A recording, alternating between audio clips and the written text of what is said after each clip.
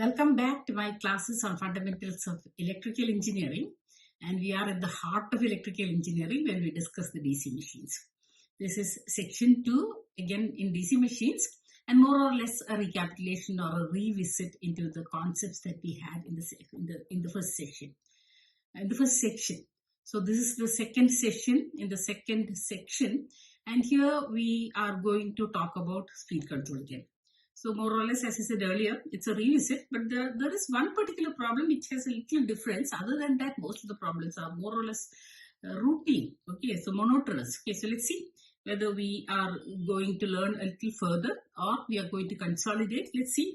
We will see as we go along. Okay, so let's move to the first question. As is obvious from the look of the question, here we are having a revisit to the theory that we must have imbibed by now regarding speed control. Okay, so speed torque regimes in a DC motor and the control method suitable for the same are given respectively in group 2 and group 1. As we saw in the earlier list, now we are having two groups, and in the first group we are having two types of speed control. One is the field control, the other is the armature control.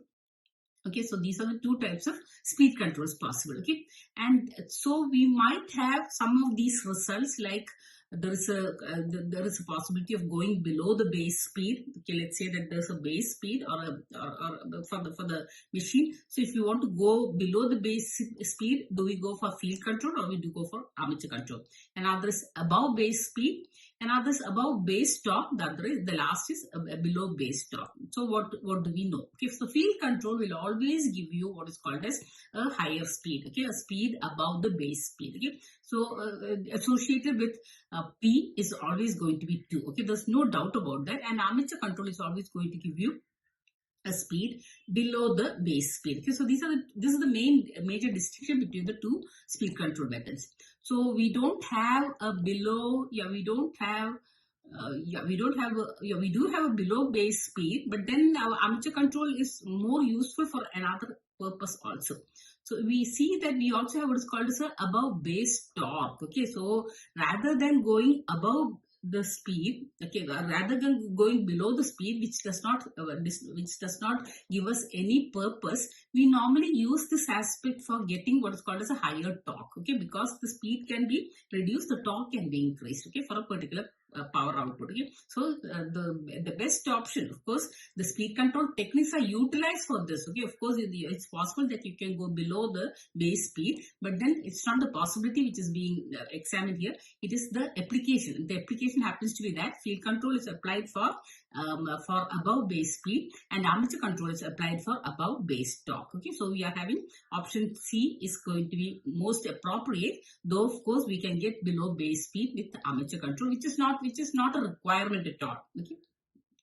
So moving on to a numerical problem as given in problem number 2, a 220 volt DC shunt motor. Okay, takes a 3 amps at no load. Okay, so 3 amps no load, 220 volt shunt motor. Okay, it draws 25 amps when running at full load at 1500 RPM. Okay, so now we are having two cases. One is full load, the other is half load, no load. Okay, the armature and shunt resistance are 0.5 and 220. When you read 220, immediately the field current is going to be, because it's a shunt motor, is going to be 1 amps. Okay, so 1 amps now has to be reserved. Okay, from both the 3 amps as also from 25 amps for the shunt field purpose. Okay, the no load speed in RPM. Okay, so now of course when you're asked for RPM, your immediate attention should go to EB1 by EB2. EB1 can be associated with the no load situation. EB2 can be associated with the full load situation, and let's see. Okay, so IA1, as was mentioned earlier, 1 amps goes away, so we are having 24 amps. Okay, and EB1 is equal to 220. Full load is the case where we are marked this as equal to 1. Okay, with a tag of 1. Okay, so EB1 is equal to 220 minus 220 is the applied voltage minus 24 into 0.5 being the armature resistance, 0.5 being the armature resistance. So we see that 208 volts results, and that is proportional to the full load RPM, which is equal to 1500. Okay. On the other hand, EB0 or the no load back EMF is the same as equal to 220, the same volt 220 minus 2 into, because from 3 amps, 1 is for the field. Okay? So that is 3 is taken, but 1 goes away to the field. Okay? So 2 amps enters the armature and creates a drop as given by minus 2 into 0.5. So the rest is 219 volt, and this is proportional to N0. Very simple. 208 by 290 is equal to 1500 by N0. So N0 is equal to 1500 divided by its own voltage, which is equal to 208. Okay, multiplied by the new voltage. Okay, this is the proportionality law.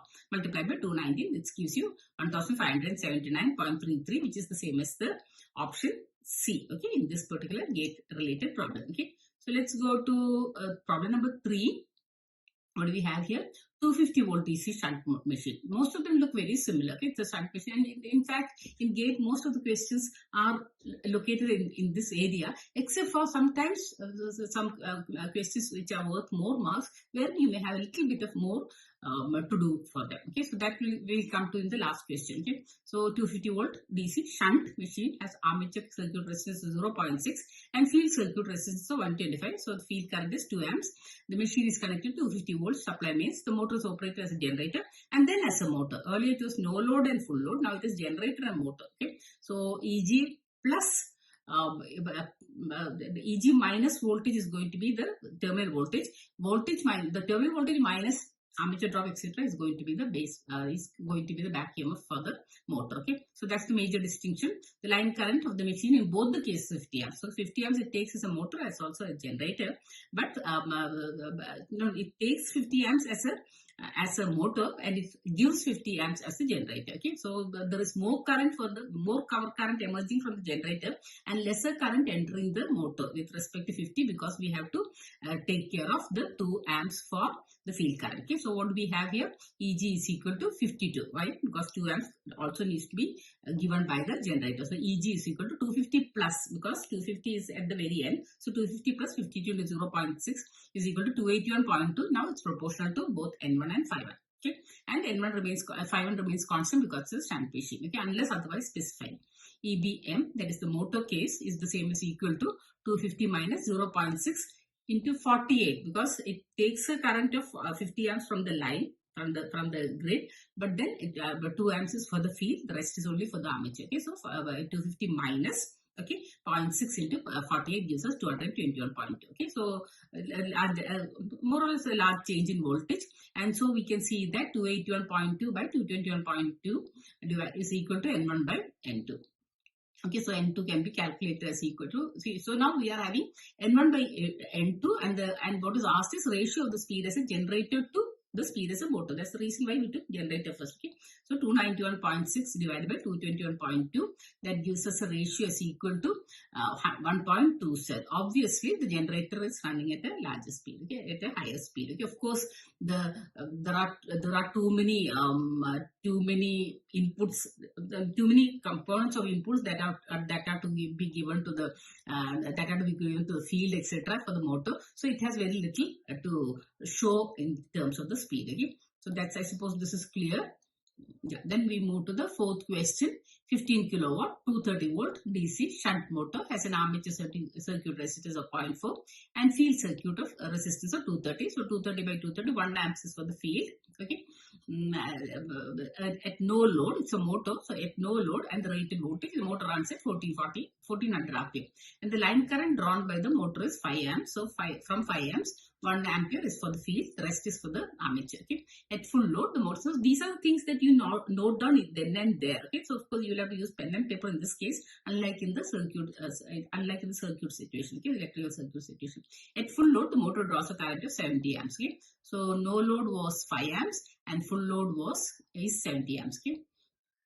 A neglect armature reaction, the full load speed of the motor in RPM, same as before. So we have IF is equal to 1 ampere and IA1 is equal to 70 minus 1, 69 amps, and EB1 is equal to 230 minus 69 to 0.4, that is 202.4. Okay, let's look at the no load situation. 230 minus 4 into 0.4. 4 is because from 5 ampere, 1 ampere has gone on to the field. So we are having 228.4. So the voltage, the two voltages, the two back EMFs, one is generating, one is of course not back EMF, EG, the other is back EMF, is 228.4. The difference is going to be now around, no, so one is no load, the other is full load. Okay, so no load, the back EMF is 202.4, and for the full load, the back EMF is going to be 228.4. Okay, so there is a change in speed. Okay, and let's see how much of a distinction so much of voltage makes. So near around 24 volts makes. Okay, so so the N0 is proportional to, there is no load, speed is proportional to 1400. Flux remains constant because it's a shunt motor. Okay, so now we are having N1, that is the speed of the motor when it is running on full load. Okay, so that's equal to 1400 into 1400 divided by its own voltage, which is equal to 228.4 multiplied by the new voltage, that is the no load situation. No, that's the full load situation, that gives you 1240.63. Okay, so from a speed of 1400, the speed has come down to only so much when there is so much of voltage difference. That's the reason why in one of the earlier problems it was mentioned that when there's a very small difference in the voltage, it won't make a big dent on the speed. Okay, unlike the case of the field can make a major difference. Why? Because field is actually supposed to be the speed controlling material inside the machine. Okay, so I suppose this is clear.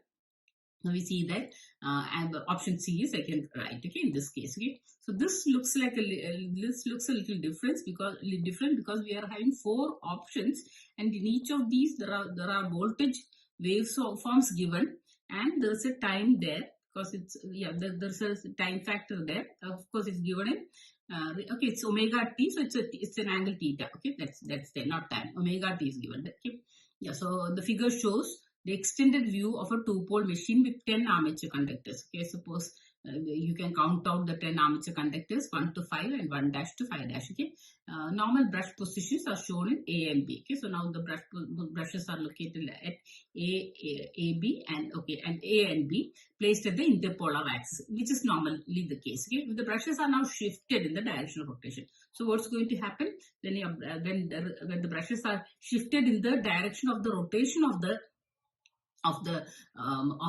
in the direction of rotation, it is approaching the field first. Okay, it's approaching the magnetic. As you can see, more it's getting nearer to the poles. Or in other words, the speed with which the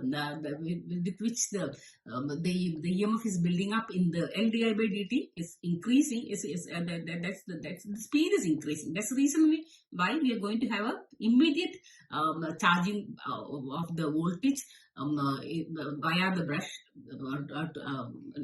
as can be seen in the waveforms. Okay, so we see that we are having immediate buildup of voltage, and then there is a slow decay of voltage. And this case, and the case A exactly reflects this particular situation when the brush is shifted in the direction of rotation such that the approach to the poles is becoming nearer. Okay, so this is the concept behind this kind of picture, and so we have so this is the concept that is supposed to be conveyed to you. Okay, so we'll move to the next one. We are having a DC series motor rated 230 volt. Okay, and of course the picture shows us the DC series motor with an armature resistance S equal to R2 is equal to 0.14, and there is also field resistance R1 at 0.11. Okay, and then we are having a 230 volt applied across it, so it must be a motor. Okay, so let's see a DC series motor. Okay, of course now we realize what is R1.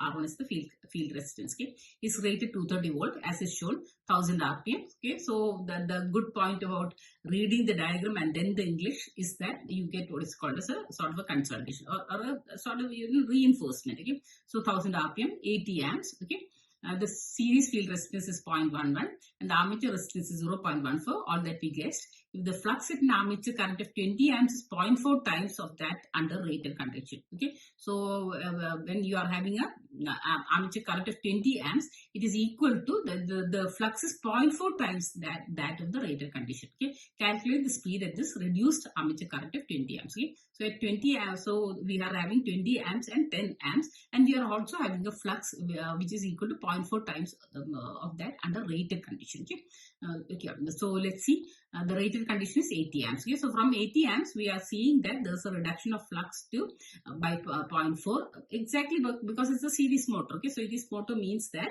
the flux is, because the current is now 0.4 times. The current is not 0.4 times. The current is 1/4 or 0.25 times, but then we see that the flux is reducing to 0.4 times.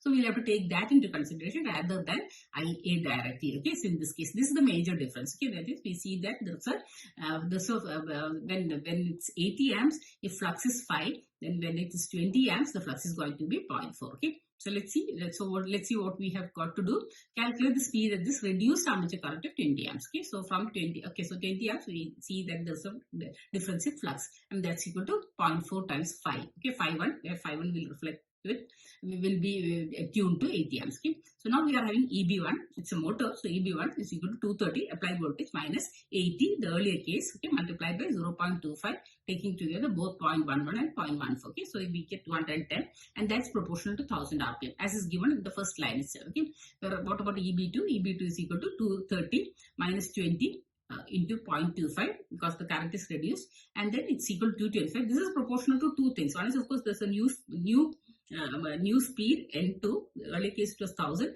and it was 5/1. In this case, it's going to be 0.4 into 5/1. Okay, so that's all that's there. So now it's easy to take the ratio, and so that is EB1 by EB2 is equal to 210 by 225 is the same, is equal to 1005 by N2 and 0.4 or 0.4 N2, because 5/1 and 5/1 cancel. So very easily you can find out what is called as N2, which is the same, is equal to 1000 divided by its own voltage, which is equal to 210. Okay, multiplied by 225, and then because of the inverse relationship with respect to flux, divided by 0.4. That gives us 2678.57 RPM as the speed when the armature current has reduced to 1/4 the rated current. Okay, though the flux has reduced only to 0.4 times the 0.4 times the original flux when the machine was taking the rated current. Okay, so let's move on to the seventh problem.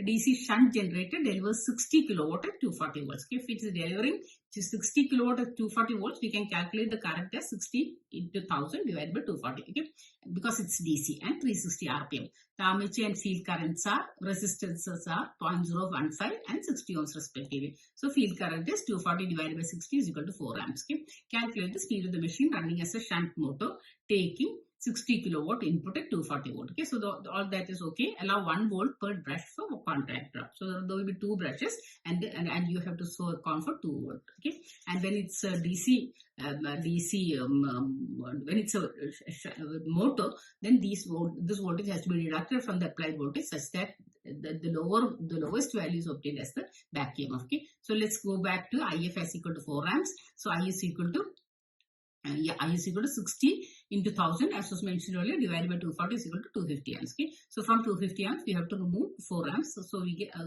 as a generator. So when it's generating, it's going to be 250. The generator has to subscribe to not just the output current but also the field current. So it's going to be 250 amps. Okay, so IA for the generator is going to be 254 amps. Okay, and so EG is going to be 240. This is the grid voltage, to which the drop across the armature has to be added, which is equal to plus. Okay, so that's plus, and 254 because all these currents are emerging from the generator. So 254 into 0.015, because that is the armature resistance. So and then plus 2 volt. Okay, so all these are added together to get the origin of voltage, which is going to be EG, and that's equal to 245.81, and that is the voltage which is proportional to the RPM, that is 360 RPM. Okay, so now let's look at the motoring case. When we are having a reversal of cases where 240 minus, we start off with 240 minus, and then it's not 250 plus 4, but on the other hand it's going to be 250 minus 4, so it's going to be the armature current is going to be 246, okay,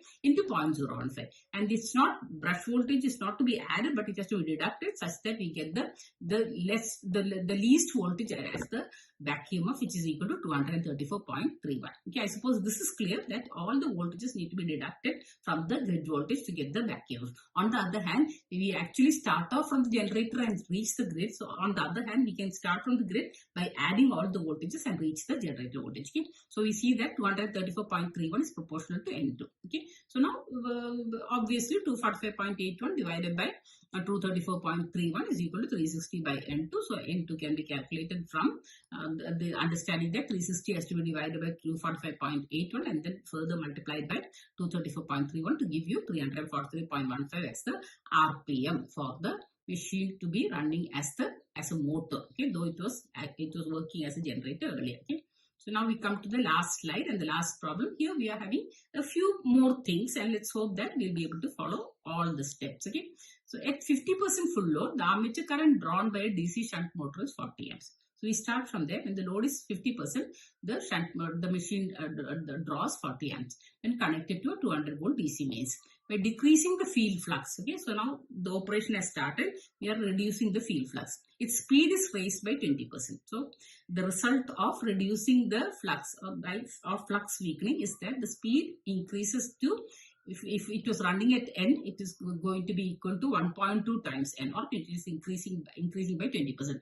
And this also causes a 10% increase in load torque. So two things are happening together, because though we say that the torque is proportional to flux, we are seeing that certain things have happened such that the torque is also getting increased. Okay, the speed is increased to 1.2 times the original speed, and the torque is increased to 1.1 times the original torque. Okay, calculate the percentage change in the field current. So we just said that the field is being weakened, and so what is happening? Okay, and the results. Okay, now we have to find out the percentage change. The armature resistance, including the brushes, is 1 ohm. Okay, neglect, saturation, and armature reaction. Okay, so let's start from the very beginning to understand that this is a. Okay, so let's go very slow. Let's remember that this is a shunt motor.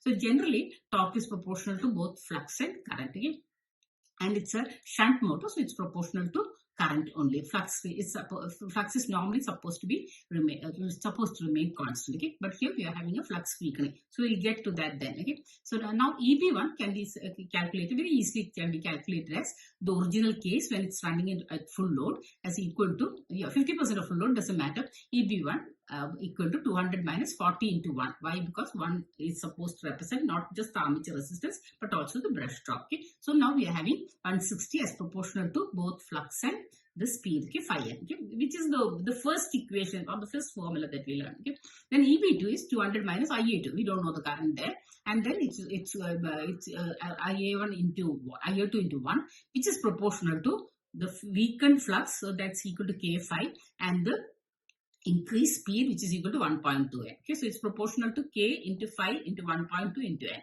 I hope these three aspects are clear. Torque is generally proportional to phi I, and so it's proportional to phi I. That's enough. It's not proportional to I this time because flux is changing. We are weakening the flux. Okay, so EB1 is equal to 200 minus 40 into 1 is equal to 160, which is proportional to phi n. So we'll take that as reference. Okay, that full load, half loads case, and then EP2 is now equal to 200 minus IA2. We don't know the current. Okay, multiplied by 1, okay, which gives us a particular voltage. We don't know the value because it is going to be 200 minus IA2, and that's proportional to K phi because flux has been weakened, multiplied by 1.2 n. Why? Because the speed has increased. Okay, to 20 by 20%. Okay, so now we see that now torque is proportional to both flux as also in the earlier case. The first case, let's say the flux is phi, and the second case it's K phi. So torque is proportional to the first case phi into flux into current, so flux into phi into 40. Okay, and in that case, what is 1.1 times the torque? Because we are using a new kind of flux, which is K phi, and the new current, which is IA2. So T is proportional to phi into 40, and 1.1 T, that is T represents torque. 1.1 T is proportional to K phi. K phi, because K is the factor by which the flux has been reduced. Okay, and the new current IA2. Okay, so we get the first equation by dividing phi by 4 as 1.1 is equal to K IA2 divided by 40. I suppose this is clear. Phi cancels, so K IA2 by 40. So now we are having two unknowns. Okay, K and IA2, and we have a relationship where K IA2 is equal to 40 into 1.1 or 44. Okay, so now we have to separate them out by having some other thoughts. Okay, so what is the next thought that we can have? We can again divide 3 and 2. Okay, so let's see what is, we can divide 3 by 2. So we are having EB2 is equal to 200 IA2 into 1. So 200 minus IA2 divided by 160 is the same as equal to. So let's see, we are having on the numerator K phi 1.2N and on the denominator phi N. Okay. So we have 1.2K. Okay. So now we have another relationship for between IA2 and K other than the fact that K IA2 is equal to 44. Okay. So 200 minus IA2, that is dividing 3 by 2 on the left hand side we are having 200 minus IA2 divided by 60, and on the divided by 160. On the right hand side we are having K into 1.2, K into 1.2, because phi and N are common for both the expressions. Okay, so 1.2 into K. Okay, so we see that now K, we have got a value for K. What is that? 200 minus IA2 divided by 160 into 1.2. Okay, 1.2 is taken to the denominator. That's all. But this value is in terms of IA2. Okay, so now we have to substitute it somewhere, and that's where we are going to substitute it. That is, we are going to substitute for 1.1 into 1.1 equal to K IA2 by 40, where K is going to be substituted by 200 minus IA2 divided by 160 into 1.2. Okay, so that's what we have done here. So you get a quadratic in IA2. Okay, so in IA2 square minus 200 IA2 plus 8448 is equal to 0. Okay, so then you can solve for IA2 as equal to 60.6,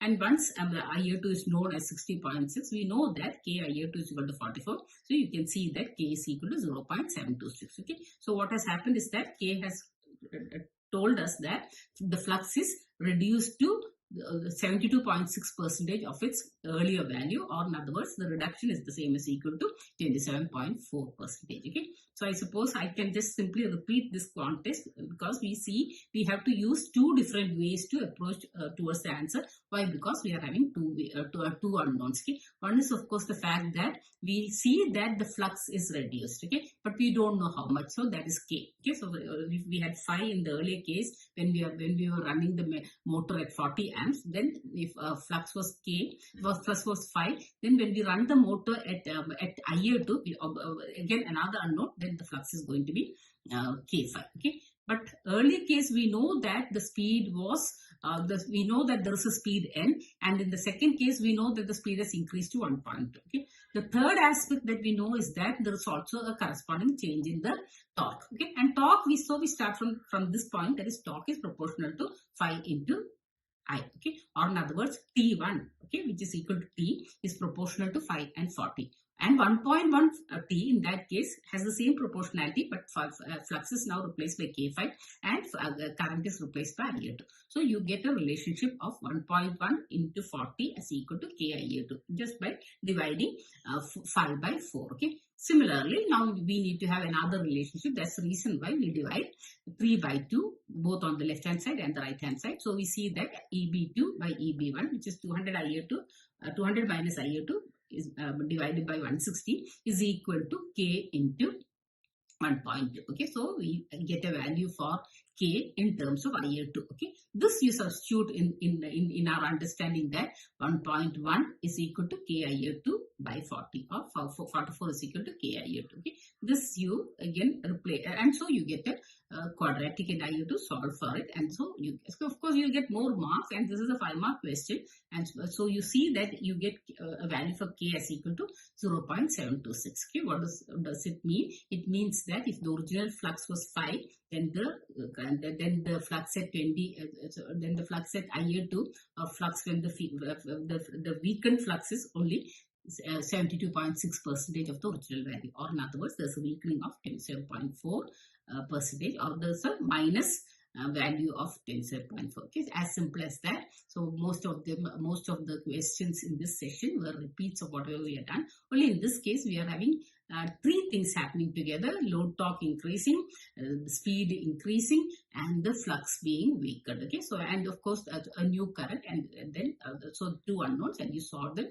using the different ideas given to you. Okay, so I suppose with this we actually conclude the speed control aspect of DC motors. Next we'll go to the torque aspect, and finally we'll look at the last session, and with that we'll conclude DC motors also. Okay, so thank you.